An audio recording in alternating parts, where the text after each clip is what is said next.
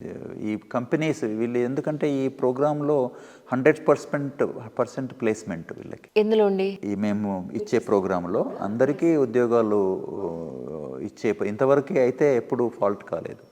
100% placement ఇచ్చాము. Small 60 batch అనమాట. Yes. So అందరికీ ప్లేస్మెంట్ జాబ్స్ వస్తున్నాయి అన్నమాట. సో అట్లా జాబ్స్ సెలెక్షన్ వచ్చినప్పుడు కంపెనీస్, ఇప్పుడు సీడ్ కంపెనీస్ కానీ, పెస్టిసైడ్ కంపెనీస్ కానీ, అగ్రికల్చర్ ఇన్వాల్వ్ అయిన ఐటీ కంపెనీస్ కానీ, కన్సల్టెన్సీ కంపెనీస్ కానీ వచ్చే వాళ్ళు ఏం చేస్తారంటే దే ప్రిఫర్ అగ్రికల్చర్ బ్యాక్గ్రౌండ్ నుంచి వచ్చిన వాళ్ళని ప్రిఫర్ చేస్తారు. ఎస్. సో అట్లా ఆ విధంగా వీళ్ళు ప్లేస్మెంట్లో ప్రాబ్లం వస్తుంది.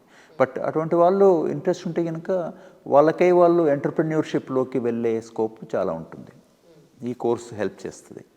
వెళ్ళిన తర్వాత ఒక బిజినెస్, అగ్రి బిజినెస్లో ఏదైనా బిజినెస్ పెట్టుకోవడానికి దానికి రిలేటెడ్. ఎందుకంటే అగ్రి బిజినెస్ చాలా పొటెన్షియల్ ఏరియా. అవును sir, which is useful for the society కూడా. కమింగ్ డేస్లో చాలా ఉపయోగం ఉండే, జనాలందరికీ ఉపయోగపడే ఎవర్ గ్రీన్ బిజినెస్ అనుకోవాలి. కరెక్ట్. కాబట్టి అటువంటి వాళ్ళకు కూడా ఇది ఉపయోగపడుతుంది. సో బేసిక్గా అక్కడ ఓన్లీ అగ్రికల్చర్ బేస్ చేసుకునే ఉంది. Agri business management, agri polytechnic 10th తర్వాత 2 years ప్రోగ్రామ్, యూనివర్సిటీతో అఫిలియేటెడ్ అనమాట. ఈ పీజీ ప్రోగ్రామ్ ఏమో ఏఐసిటి అప్రూవ్డ్ పీజీ ప్రోగ్రామ్ అనమాట. సో దెన్ కొన్ని ఎంటర్ప్రెన్యూర్షిప్ ప్రోగ్రామ్స్ కూడా అప్పుడప్పుడు అరేంజ్ చేస్తూ ఉంటాం అనమాట. బేసిక్గా ఈ రెండు బేసిక్గా చేస్తున్నాము. రైట్. ఇందాక మీరు మాట అన్నారు, ఏంటి గుడ్ కమ్యూనికేషన్, ఏంటిది ఏదో అన్నారు? Healthy conversation. హెల్దీ కన్వర్జేషన్ చెప్పండి, నేను వినాలనుకుంటున్నా.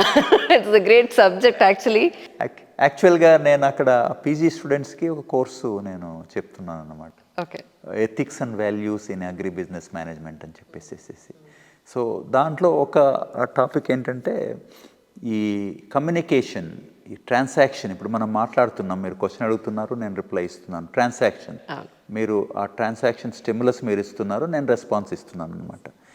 ఈ స్టిమ్యులస్ రెస్పాన్సు ఆ కన్వర్జేషన్ని లాంగ్ చేస్తూ మన పర్పస్ అచీవ్ అయ్యేంత వరకు కన్వర్జేషన్ కావడం అనేది ఆ హెల్దీ కన్వర్జేషన్. బట్ సపోజ్ మీరు అడిగిన క్వశ్చన్కి నేను తేడాగా ఇవ్వడము, మీకేం తెలుసండి, సంబంధం లేకుండా ఇవ్వడం అనేది బ్రేక్ అవుతుంది కమ్యూనికేషన్. దాంట్లో సైకలాజికల్ లెవెల్లో దెర్ ఆర్ థియరీస్ అనమాట. ట్రాన్సాక్షనల్ అనాలిసిస్ అని చెప్పేసి ఒక ఎరిక్ బెర్నీ అని చెప్పేసి కెనడియన్ సైకియాట్రిస్ట్ క్రియేట్ చేశాడు, వెరీ పాపులర్. తర్వాత అంతకుముందు సిగ్మండ్ ఫ్రాయిడ్ కూడా కాన్సెప్ట్స్ తీసుకొచ్చాడు అనమాట. సైకాలజిస్ట్, వీళ్ళంతా సైకాలజిస్ట్. సో దాంట్లో ప్రతి మనిషిలో 3 సైకలాజికల్ స్టేటస్ ఉంటాయి. ఒకటి పేరెంట్, ఒకటి అడల్ట్ అంటాం, మూడవది చైల్డ్. పేరెంట్ అంటే అర్లీ చైల్డ్హుడ్లో 5 years లోపల ఆ చైల్డ్ యొక్క పేరెంట్స్ ఏ విధంగా బిహేవ్ చేస్తున్నారు అనేది ఆ మైండ్లో రికార్డ్ అయిపోయి ఉంటుంది. మన mind is like A tape recorder. Correct. అన్నీ చూసినట్టు అన్ని రికార్డ్ అయిపోతాయి. మనం వాడినా వాడకపోయినా రికార్డ్ అవుతూనే ఉంటాయి. సో పేరెంట్స్ ఎట్లా ట్రీట్ చేస్తున్నారు చిల్డ్రన్ని, పేరెంట్స్ ఎట్లా గ్రూమ్ చేస్తున్నారు చిల్డ్రన్ని, అవన్నీ ఆ పేరెంట్ సైకలాజికల్ స్టేటస్లో ఉండిపోతాయి అన్నమాట. ఇప్పుడు సపోజ్ పేరెంట్స్ జనరల్గా we are all not pretty good parents. True, I accept. అది చెయ్యొద్దు, ఇది చెయ్యొద్దు, అక్కడ ఏలు పెట్టొద్దు, ఇక్కడ ఏలు పెట్టొద్దు, only no, don't do it, don't ఎక్కువ ఉంటాయి డైలీ లైఫ్లో చూస్తే. సో దానివల్ల ఏమవుతుందంటే చైల్డ్కి, అరే నేను నాట్ ఇనఫ్, నా కాంపిటెన్సీ తక్కువ ఉంది, అందుకే ప్రతిసారి మా మదరు ఫాదరు డోంట్ అని చెప్పి అవుతున్నారని చెప్పేసి ఆ చైల్డ్ నెగిటివ్ రెస్పాన్స్లోకి వెళ్ళిపోతాడు అనమాట. అదే పేరెంట్స్ కరెక్ట్గా సపోర్ట్ చేస్తూ నెగిటివ్గా కాకుండా పాజిటివ్గా వాళ్ళని రెగ్యులేట్ చేస్తూ ఎంకరేజ్ చేస్తూ వస్తే కనుక ఆ పాజిటివ్ పేరెంట్ ఈకోసిస్టమ్ అనేది, ఆ సైకలాజికల్ స్టేటస్ అనేది ఫామ్ అవుతుంది. బాబోయ్, అసలు పేరెంటింగ్ చాలా కష్టం సార్ మీరు చెప్పిన పాయింట్లో. ఎందుకంటే దైనందిన జీవితంలో ఎన్నో రకాలైన వర్క్స్ చేసుకుంటూ పిల్లల దగ్గరికి వచ్చేటప్పటికి అంత కామ్ డౌన్ అయిపోయి ప్రశాంతంగా మాట్లాడాలంటే ఎలా పాసిబుల్ అవుతుంది?